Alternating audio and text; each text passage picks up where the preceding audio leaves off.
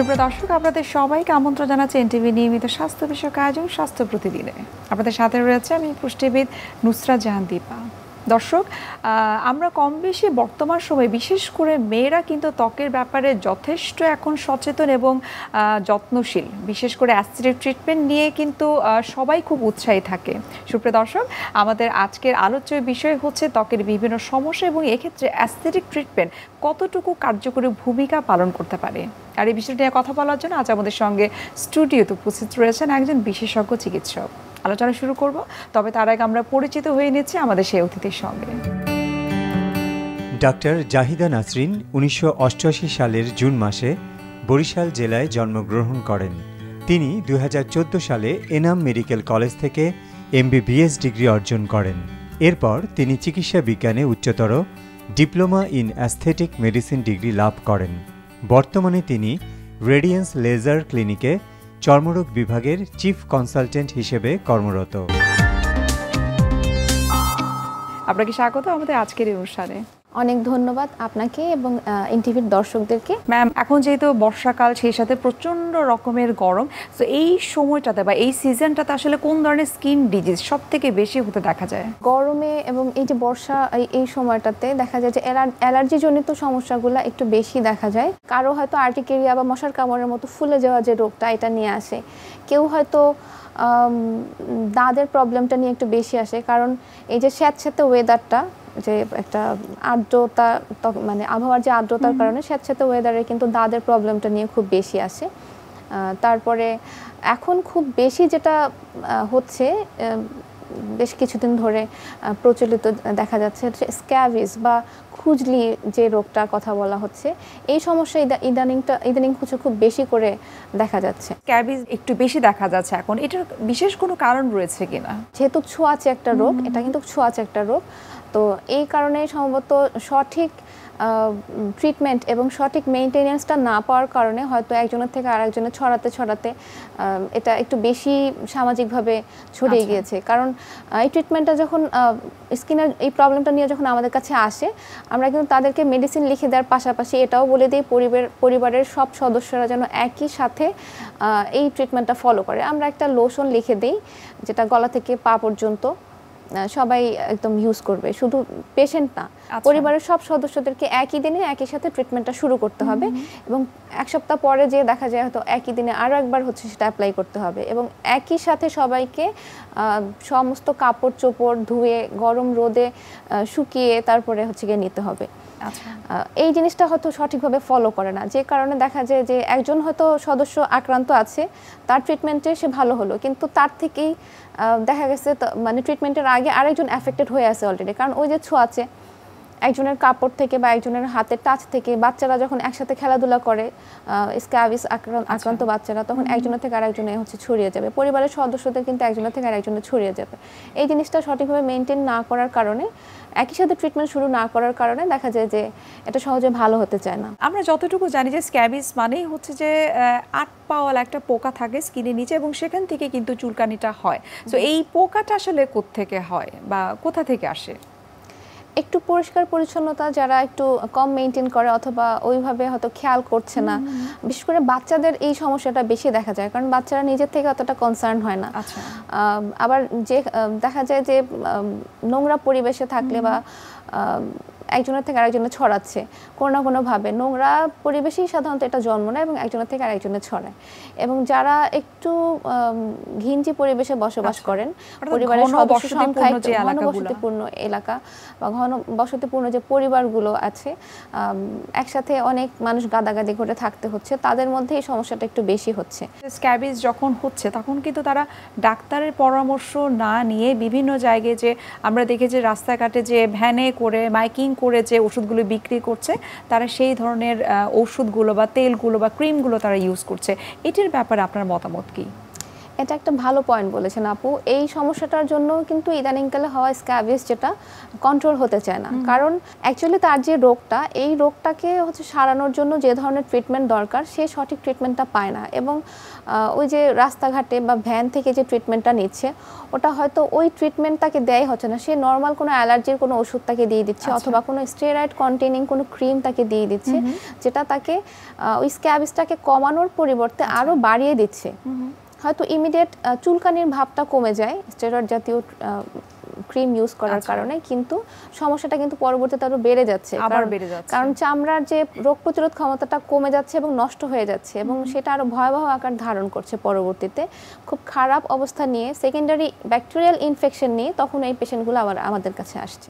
এখন আমরা একটু ভিন্ন ট্রিটমেন্ট নিয়ে আমরা আলোচনা করতে চাচ্ছি, যেটি আমরা বলছিলাম যে অ্যাসিডিক ট্রিটমেন্ট বর্তমানে অনেক বেশি জনপ্রিয়, বিশেষ করে মেয়েরা আসলে এখন যে কোনো ধরনের ত্বকের ট্রিটমেন্ট মানে অ্যাসিডিক ট্রিটমেন্টের দিকে আসলে ঝুঁকে থাকে। অ্যাসিডিক ট্রিটমেন্টের মধ্যে আমি আপনার কাছে স্পেসিফিক্যালি জানতে চাইব গ্লুটাথিয়ন, যেটি বর্তমানে অনেক বেশি জনপ্রিয় এবং স্কিন ব্রাইটেনিংয়ের ক্ষেত্রে কিন্তু অনেকে এই ট্রিটমেন্টটা নিয়ে থাকে, এটি সম্পর্কে একটু জানতে চাই। গ্লুটাথায়ন ট্রিটমেন্টটা স্কিন ব্রাইটেনিংয়ের ক্ষেত্রে আপনি নিজেই বললেন খুব ভালো একটা ইফেক্টিভ একটা ট্রিটমেন্ট, যেটা শুধু স্কিন ব্রাইটেনিংয়ের ক্ষেত্রে না, তার টোটাল বডি সিস্টেমেরই একটা গ্রস একটা চেঞ্জ নিয়ে আসে, গ্রস একটা ইমপ্রুভমেন্ট নিয়ে আসে। গ্লুটাথায়নটা হচ্ছে একটা ইমিউনো বুস্টিং থেরাপি বা ভিটামিন থেরাপি আমরা বলে থাকি, যেটা ইনজেকশনের মাধ্যমে আমরা সাধারণত পুশ করে থাকি এবং কখনো ওরালিও সাপ্লিমেন্ট দিয়ে থাকি। আচ্ছা, শুধু ওরালি সাপ্লিমেন্টের কথা অনেকেই জিজ্ঞেস করে যে আমি ইনজেকশন নিতে চাই না, ওরালি নিলে কতটা কাজ করবে। আবার দেখা যায় যে আমরা তাদেরকে এটা বলি যে ওরাল সাপ্লিমেন্টের ক্ষেত্রে যেটা হয়, আমরা যেটা নেই এটা আমাদের মুখে খাবারের মাধ্যমে যেটা গ্রহণ করি, খাবারগুলা কিন্তু গ্যাস্ট্রিক অ্যাসিডের মাধ্যমে হজম হয় বা শরীরে যে বিভিন্ন জায়গায় এটা তার কাজগুলো করতে থাকে, কিন্তু ওই যে গ্লুটাথায়ন মুখে আমরা যেটা গ্রহণ করছি গ্যাস্ট্রিক অ্যাসিডের মাধ্যমে দেখা যায় ম্যাক্সিমাম পোর্শন নষ্ট হয়ে যায়। 20 বা 30% হয়তো বডিতে যায় কাজ করবে।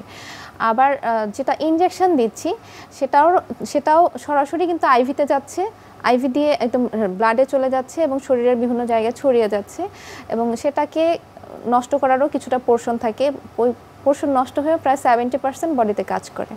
তো আমরা এই জন্য বলি যে গ্লুটাথায়ন ইনজেকশন নিলে দুইটা কম্বিনেশন করে যদি কেউ নেয়, আইভি এবং মানে ইনজেকশন এবং ওরাল দুটো কম্বিনেশন করে ম্যাক্সিমাম রেজাল্টটা আমরা পেতে পারি। আমরা যতটুকু জানি যে গ্লুটাথিয়ন ট্রিটমেন্ট শুধুমাত্র স্কিন ব্রাইটেনিংই করে না, আপনি সেই সাথে বলছিলেন যেটা ইমিউনিটিকে বুস্ট আপ করে, সেই সাথে ওভারঅল স্কিন হেলথের জন্য অনেক বেশি উপকারী। সেটি আপনার কাছে একটু জানতে চাই যে মানুষ শুধুমাত্র জানে যে এটা স্কিন ব্রাইটেনিংই করে, তো এই ক্ষেত্রে একজন ডার্মাটোলজিস্ট হিসেবে যারা আসলে এই ধরনের ট্রিটমেন্ট নিতে চায়, আপনারা আসলে কিভাবে তাদেরকে কাউন্সিলিং করে থাকেন? যাদের বয়স 30 বা 35 বা 40 খুব স্ট্রেসফুল কন্ডিশনের মধ্যে দিয়ে কিন্তু বেশিরভাগই যায় তাদের প্রফেশনের কারণে বা লাইফস্টাইলের কারণে, দেখা যায় যে স্ট্রেসফুল কন্ডিশনের জন্য এটা খুব ভালো একটা থেরাপি, তাদের স্ট্রেস রিলিফের জন্য এটা খুব ভালো থেরাপি, অ্যাংজাইটি স্ট্রেসের জন্য, তারপরে যাদের ঘুমের সমস্যা থাকে, ঘুমটা সাফিসিয়েন্ট হয় না, হচ্ছে না, খুব ভালো একটা রেজাল্ট দেয়। আবার মানে এটা কিন্তু অ্যান্টি এজিং হিসেবেও খুব ভালো একটা ট্রিটমেন্ট, এজিং সাইনটাকে স্লোয়ার করে দেয়। ইমিউনো বুস্টিংয়ের কথা বলছিলাম, যেটা তার শরীরের রোগ প্রতিরোধ ক্ষমতাটাকে একদম বুস্টিং করে আর কি, যেটা শরীরের রোগ প্রতিরোধ ক্ষমতাটা যখন একটা মানুষের বেড়ে যায় তখন কিন্তু সে সব দিক থেকেই ভালো থাকে, মানে একজন সুস্থ মানুষ এবং কিছুটা অসুস্থ মানুষের মধ্যে চেহারার যে গ্লোটা পার্থক্য কিন্তু বোঝা যায়। তো সেই ক্ষেত্রে এখানে গ্লুটাথায়নটা কিন্তু খুব ভালো একটা রোল প্লে করে। শুধু স্কিন ব্রাইটেনিংয়ের ক্ষেত্রে না, আমরা কিন্তু জানি যে ক্যান্সার পেশেন্টদের কেমোথেরাপির ক্ষেত্রেও কিন্তু গ্লুটাথায়ন ইনজেকশনটা ইউজ করা হয়। আবার যারা বেড রিডেন পেশেন্ট থাকে, স্ট্রোকের পেশেন্ট কিংবা ক্রনিক লিভার ডিজিজ এরকম যারা থাকেন, তাদের ক্ষেত্রেও কিন্তু আমরা অনেক সময় দেখা যায় যে গ্লুটাথায়ন ইনজেকশনটা দিয়ে থাকি তাদের ইমিউনো বুস্ট আপের জন্য। অ্যাসিডিক ট্রিটমেন্টের পিলিং সিস্টেম, তো এগুলো সম্পর্কে যদি আমাদেরকে একটু বলতেন যে কাদের জন্য কার্বন লেজার পারফেক্ট বা কাদের জন্য পিলিংটা খুব পারফেক্ট একটা ট্রিটমেন্ট? গ্লুটাথায়ন যারা ইনজেকশন নিচ্ছেন তাদেরকে আমরা যখন আইভি এবং ওরালি একসাথে সাজেস্ট করি বেটার রেজাল্টের জন্য, একই সাথে যাদের একটু পিগমেন্টেশন প্রবলেম আগে থেকেই থাকে, ফ্রেকেলস অথবা মেস্তার মতো সমস্যা সমস্যা অথবা একনি স্পট, যেটা মেয়েদের ক্ষেত্রে খুব কমন একটি সমস্যা। হ্যাঁ, খুব কমন একটি সমস্যা। সেই ক্ষেত্রে কিন্তু আমরা কম্বিনেশন করে এই ট্রিটমেন্টগুলোও সাজেস্ট করে থাকি। কেমিক্যাল পিলিং অথবা laser treatment, carbon laser treatment, এগুলো সাজেস্ট করে থাকি, যেটা একই সাথে স্কিনের পিগমেন্টেশনগুলো কমাতে আরও ভালো রেজাল্ট নিয়ে আসে। দেখা যায় যারা একটু লেজার ফ্রেন্ডলি না, মানে লেজারটাকে একটু অ্যাভয়েড করে অথবা লেজার করলে স্কিনটা একটু বেশি ড্রাই হয়ে যায়, তারা কেমিক্যাল পিলিং ট্রিটমেন্টটা নিতে পারে। কেমিক্যাল পিলিং ট্রিটমেন্ট সবচেয়ে সেফ স্কিন ব্রাইটেনিং ট্রিটমেন্ট এখন পর্যন্ত। স্কিনের পিগমেন্টেশন কমানোর জন্য আমরা সাধারণত কেমিক্যাল পিলিংটা সাজেস্ট করে থাকি। সেটা মেস্তার ক্ষেত্রে হতে পারে, ফ্রেকেলসের ক্ষেত্রে হতে পারে, একনি স্পটের ক্ষেত্রে হতে পারে, অথবা সান ট্যান, যেটা তার ন্যাচারাল স্কিন টোনটাকে অনেক ডাল করে দিয়েছে, সেটাকে রিকভার করার জন্য আমরা কেমিক্যাল পিলিং ট্রিটমেন্টটা সাজেস্ট করি। আর কার্বন লেজারটা হচ্ছে একদম খুব সুন্দর একটা ইমিডিয়েট গ্লো নিয়ে আসে। কার্বন লেজারটা আমরা যেটা বলি যে সাধারণত কোনো উৎসব টার্গেট করে দেখা যায় যে কার্বন লেজারটা অনেকেই নেয়। হয়তো সামনেই কোনো পার্টি আছে অথবা এই ঈদের সময়গুলোতে ঈদের 2-1 দিন আগে সবাই কার্বন লেজারের জন্য খুব হুড়োহুড়ি করতে থাকে। তো একদম ইমিডিয়েট স্কিন ব্রাইটেনিংয়ের জন্য সেটা খুব ভালো রেজাল্ট দেয়। এবং এর পরেও যে কাজ করে না তা না, ইমিডিয়েট স্কিন ব্রাইটেনিং এর পরেও এটা একই সাথে নিয়মিত কন্টিনিউ করলে তার স্পটগুলো কিন্তু কমতে থাকে। আচ্ছা, অর্থাৎ খুব রেগুলার বেসিসে করলে ভালো রেজাল্ট আসে। আচ্ছা, আমরা একটু মেস্তার সম্পর্কে একটু বিস্তারিত জানতে চাই, কেননা অনেক মহিলাদের বা ছেলেদের ক্ষেত্রে আমরা দেখেছি যে মেস্তাজনিত সমস্যা তাদের থাকে এবং এটার জন্য কিছুটা তারা ফ্রাস্ট্রেশনে ভুগে থাকে, কিছুটা হতাশা থাকে যে এই মেস্তা কখনোই হয়তো বা ভালো হবে না। আপনার কাছে একটু জানতে চাই যে যদি এই ধরনের অ্যাসিডিক ট্রিটমেন্ট তারা গ্রহণ করে, পুরোপুরিভাবে কি মেস্তা নির্মূল করা সম্ভব? পুরোপুরিভাবে নির্মূল করা সম্ভব এই কথাটা বলাটা ঠিক হবে না, তবে এটাকে নিয়ন্ত্রণে রাখা যায় এবং নিয়মিত ট্রিটমেন্ট কন্টিনিউ করলে এটা 99% বা কখনো 100%ও রিকভার করা যায়। কিন্তু সেটা আর ব্যাক করবে না, এই গ্যারান্টিটা আসলে দেওয়া পসিবল না। কারণ বুঝতে হবে তার মেস্তাটা আসলে কি কারণে হচ্ছে, সেই রিজনটা যদি যে কারণে হচ্ছে সেই রিজনটা যদি আবার কখনো ফিরে আসে, দেখা যায় যে তার মেস্তাটা আবার ফিরে আসতে পারে। সাধারণত দেখা যায় যে মেয়েদের ক্ষেত্রে হরমোনাল কিছু ইস্যু থাকে, পিসিও এর ক্ষেত্রে একটু ছোপ ছোপ দাগ পড়ে যায়, সেখান থেকে মেস্তা হচ্ছে, কিংবা খুব বেশি সান এক্সপোজারের জন্য যাদের একটু ব্রাইট স্কিন থাকে তাদের খুব সহজেই মেস্তার মতো স্পট দেখা যাচ্ছে। আবার যাদের প্রেগনেন্সি, মেয়েদের ক্ষেত্রে প্রেগনেন্সির আগে বা পরে দেখা যায় হঠাৎ করে মেস্তার সমস্যা দেখা যায়, অথবা এইজিং সাইনের মতো করে 40 এইজের কাছাকাছি এসে মেস্তার সমস্যা দেখা যায়। আবার ছেলেদের ক্ষেত্রেও খুব বেশি হিট এক্সপোজারের জন্য অথবা বংশগত কারণে ছেলে এবং মেয়েদের দুজনেরই হতে পারে। তো এই জিনিসগুলো যে কারণটা যদি ফিরে আসে আপনার বারবার, সেক্ষেত্রে এটা আবার আসতে পারে। কিন্তু যদি প্রপার সান প্রোটেকশন কেউ মেনটেন করে এবং আমরা যে লাইফস্টাইলগুলো তাকে অ্যাডভাইস করি সেটা যদি সঠিকভাবে ফলো করে, খুব রেয়ার যে সেটা খুব বেশি বেড়ে যায়, সেটাকে নিয়ন্ত্রণে রাখা সম্ভব। নিয়ন্ত্রণে রাখলে মেস্তা ভালো থাকে। আচ্ছা, এবং আপনার সাজেশন যেটা আপনি বলছেন যে আসলে খুব রেগুলার বেসিসে যদি ট্রিটমেন্টটা করে সেক্ষেত্রে মেস্তাটা মোটামুটি কন্ট্রোলে রাখা সম্ভব। আমরা আরও বিস্তারিত জানার চেষ্টা করব আপনার কাছ থেকে। এই পর্যায়ে আমরা দেখে নিচ্ছি আমাদের স্বাস্থ্য প্রতিদিনের নিয়মিত আয়োজন কি খাবেন কেন খাবেন এই সেগমেন্টে। দর্শক, আপনারা দেখছেন স্বাস্থ্য প্রতিদিন। এই পর্যায়ে আমরা দেখে নিচ্ছি বিভিন্ন খাদ্যের পুষ্টি গুণাগুণ নিয়ে আমাদের পুষ্টিবিদের পরামর্শ। আমাদের স্কিনটাকে সুন্দর রাখতে আমরা কি না করি, আসলে আমাদের সবারই ইচ্ছে যে স্কিনটা আমরা সুন্দর রাখি, আমাদের ত্বকটা যেন সুস্থ থাকে। এবং এই সুন্দর এবং সুস্থ ত্বকের জন্য কিন্তু আমাদের অবশ্যই একটু কষ্ট করতে হয়। প্রতিদিন কিছু নিয়ম করে আমাদের খাদ্য তালিকায় রাখতে হবে এবং কিছু নিয়মকানুন আমাদের মেনে চলতে হবে, তাহলে কিন্তু আমরা সুন্দর এবং সুস্থ ত্বকটা পেতে পারি। সুস্থ এবং সুন্দর ত্বকের জন্য প্রতিদিন আপনি সুষম খাবার সেটার পাশাপাশি যে খাবারগুলি স্পেসিফিক আপনাকে রাখতে হবে, সেটা হলো প্রতিদিন সকালে আপনাকে হলুদ একটি ফল খেতে হবে। যেমন পেঁপে হতে পারে, অথবা আপনার আম হতে পারে, অথবা আপনার খেজুর হতে পারে, অথবা কলা হতে পারে, অথবা আপনার যে ধরনের সবজিগুলো আমাদের অ্যাভেলেবেল আছে যেমন গাজর, মিষ্টি কুমড়া, এই জাতীয় খাবার প্রতিদিন আপনাকে 1 সার্ভিং করে খাদ্য তালিকায় রাখতে হবে। এবং মনে রাখতে হবে স্কিনটাকে সুন্দর রাখার জন্য, স্কিনের উপরের লেয়ারটাকে ভালো রাখার জন্য কিন্তু আপনাকে বাদাম, চিয়া সিড, ফ্ল্যাক্স সিড এবং সামুদ্রিক মাছ এগুলো আপনার খাদ্য তালিকায় প্রতিদিন একটু একটু করে রাখতে হবে। এটার পাশাপাশি অবশ্যই দিনে 2 থেকে 3 সার্ভিং গাঢ় সবুজ শাকসবজি আপনার খাদ্য তালিকায় রাখতে হবে। আপনি যদি শাকসবজি ডিরেক্ট রান্না করে খেতে না চান, সেটাকে আপনি অবশ্যই সালাদ করে নিতে পারেন। এছাড়াও কিন্তু আপনি স্যুপ করেও খেতে পারেন।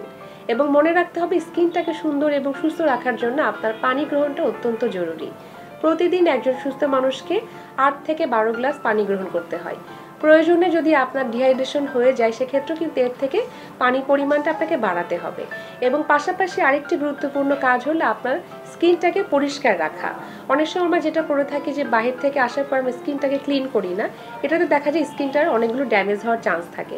তো অবশ্যই পুষ্টিকর খাবারগুলো আপনাকে খেতে হবে, স্কিনটাকে পরিষ্কার রাখতে হবে। এবং আরেকটি গুরুত্বপূর্ণ কাজ হলো যে আপনার রাতের বেলা যে ঘুমটি সেটি আপনাকে পর্যাপ্ত ঘুমাতে হবে। প্রতিদিন একটি মানুষের অবশ্যই ঘুমের প্রয়োজন রয়েছে, তবে এখানে একটু ভুল করে থাকি।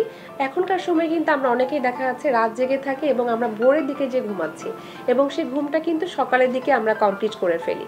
মনে রাখতে হবে রাতের ঘুমটা খুব জরুরি। রাতে আমাদের কিছু হরমোনাল সিক্রেশনের কারণে কিন্তু অনেকগুলো প্রবলেম আমাদের ক্রিয়েট হতে পারে, তার মধ্যে কিন্তু স্কিনের প্রবলেমটা একটা অন্যতম। তাই অবশ্যই স্কিনটাকে সুন্দর রাখতে গেলে আপনার রাতে একদম সঠিক টাইমে ঘুমাতে হবে। প্রতিদিন 12 গ্লাস করে পানি গ্রহণ করতে হবে এবং আপনাকে হলুদ ফল এবং শাকসবজি এগুলো আপনার খাদ্য তালিকায় রাখতে হবে। বাদাম খেতে হবে প্রতিদিন। তবে কিছু কিছু খাবার আরও বেশি ভালো, যেমন আপনি টক দইটা রাখতে পারেন। টক দইয়ের পাশাপাশি আপনার সিজনাল যে ফলগুলো পাবেন, যখন আপনার যেই সিজনে যে ফলটা পাওয়া যাচ্ছে সেটি কিন্তু আপনি খাদ্য তালিকায় প্রতিদিন মিনিমাম 1 সার্ভিং করে আপনাকে রাখতে হবে। তাহলে দেখা যাবে আমাদের স্কিনটা সুন্দর এবং সুস্থ রাখতে পারছি। আমরা অনুষ্ঠানে একেবারে শেষ পর্যায়ে চলে এসেছি। আমরা ত্বকের বিভিন্ন সমস্যা এবং বিভিন্ন অ্যাস্থেটিক ট্রিটমেন্ট নিয়ে অনেক বিস্তারিত আপনার কাছ থেকে জানার চেষ্টা করেছি। এখন আপনার কাছে একটু জানবো যে ওভারঅল একটা মানুষের, সেটা ছেলে হোক মেয়ে হোক, তার ত্বককে সুস্থ রাখার জন্য কোন কোন বিষয়গুলো যদি তিনি মেনটেন করেন তাহলে তার ত্বক ভালো থাকবে, সুস্থ থাকবে। একজন মানুষের ত্বককে সুস্থ রাখার জন্য শুধু ত্বক না, চুল, ত্বক চুল দুটোর কথাই বলি যে তার লাইফস্টাইলে কিছু নিয়ম কানুন মেনে চলাটা খুব জরুরি। খুব বেশি প্রেশার দিয়ে কিছু না, তার খাবারটা যেন পরিমিত হয় এবং সঠিক খাবার হয়, সঠিক খাবার সঠিক পরিমাণে যেন সে খায়, সে যেন নিয়মিত কিছু এক্সারসাইজ করে, সে বা কিছু যোগা যেন মেনটেন করে। বয়স যতই হোক ডেইলি যেন নিজের জন্য 15-20 মিনিট কিংবা 30 মিনিট সময় রাখে। একই সাথে সে যেন তার পানি, শরীরের প্রয়োজনীয় পানির পরিমাণটা যেন মেনটেন করে, ডেইলি যে পানির চাহিদাটা সেটা যেন মেনটেন করে। নিয়মিত কিছু ভিটামিন সি কন্টেইনিং ফ্রুটস এবং ভেজিটেবল যেন সে খায়। ঘুমের ব্যাপারটা কিন্তু খুব গুরুত্ব দিয়ে যদি সে ফলো করে, যে ঘুমটা তার সাফিসিয়েন্ট হতে হবে এবং রাতেই হতে হবে, এটা কিন্তু খুব ইম্পর্টেন্ট একটা ফ্যাক্ট।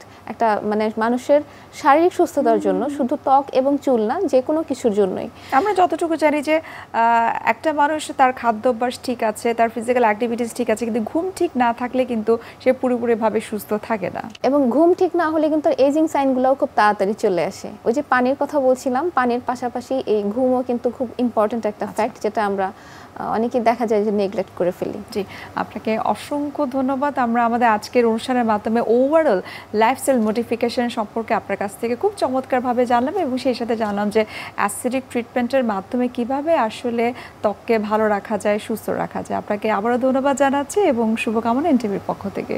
অসংখ্য ধন্যবাদ আপু, আপনাকে এবং এনটিভির দর্শকদেরকে, এনটিভির টিমকে, সবাইকে অসংখ্য ধন্যবাদ। সুপ্রিয় দর্শক, এতক্ষণ আপনারা দেখছিলেন এনটিভি নিয়মিত স্বাস্থ্য বিষয়ক আয়োজন স্বাস্থ্য প্রতিদিন। এই পর্যায়ে আমরা দেখে নিচ্ছি আমাদের আগামী পর্বে কি থাকছে। নবজাতক থেকে শুরু করে সব বয়সের শিশুদেরই কিন্তু এই প্রবলেমটা থাকে। এখন এর মাল্টিপল কারণ আছে, যেমন নবজাতকের সিম্পল একটা নোজ ব্লক, তার নাকের যে সিক্রেশন, সেই সিক্রেশনটা নোজ ব্লক করে রেখেছে। এতে করে কিন্তু তার ব্রিদিং প্রবলেম হবে, তার এয়ারওয়েতে বাতাস ঢোকা, তার শ্বাসতন্ত্রে বাতাস ঢোকা, এটা বাধাগ্রস্ত হতে পারে, তার কাশি হতে পারে। বিশ্বের যে কোনো প্রান্ত থেকে যে কোনো সময় এনটিভি জনপ্রিয় অনুষ্ঠান স্বাস্থ্য প্রতিদিন দেখতে আপনারা ভিজিট করতে পারেন আমাদের পূর্ণাঙ্গ পোর্টাল www.ntvbd.com এ। এছাড়াও এনটিভির বিভিন্ন ধরনের জনপ্রিয় অনুষ্ঠান এবং নিউজ আপডেট পেতে আপনারা ভিজিট করতে পারেন আমাদের ইউটিউব চ্যানেল এবং ভেরিফাইড ফেসবুক পেজে। দর্শক, আজ এখানে শেষ করতে হচ্ছে। দেখা হবে আবারও আপনাদের সঙ্গে। সে পর্যন্ত আপনারা সবাই ভালো থাকুন, সুস্থ থাকুন এবং সবসময় এনটিভির সঙ্গে থাকুন।